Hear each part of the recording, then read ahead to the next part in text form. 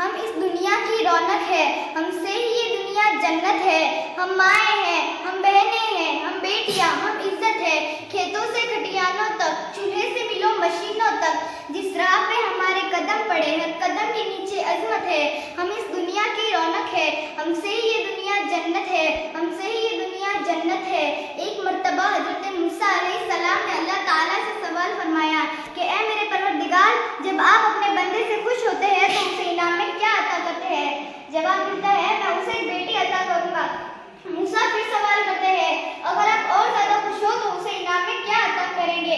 میرے رب نے جواب دیا میں اسے ایک اور بیٹی عطا کروں گا، اور ان بیٹیوں کی بہترین پرورش کرنے پر اس شخص کو جنت کی بشارت دی گئی۔ سبحان اللہ۔ اپنی تقریر کا آغاز اس عظیم ہستی سے کرنا چاہوں گی جسے عورت کہتے ہیں۔ آئین سے عالم انسانیت کی علم بردار عورت، واضح وجود انسانیت کی بنیاد عورت، ریشے رانائی کائنات کا نشان عورت، اور تیسے تمہارے معاشرے کی پہچان عورت۔ اے عورت، تم دنیا میں آتی ہو تو ماں باپ کے لیے جنت کی دلیل بنتی ہو، بیوی کی صورت میں عدالت سے کچھ جنتی ہو جاتی ہو، اور جب ماں کے اعلیٰ مقام تک پہنچتی ہو نا تو جنت کو تمہارے قدموں میں ڈال دیا جاتا ہے۔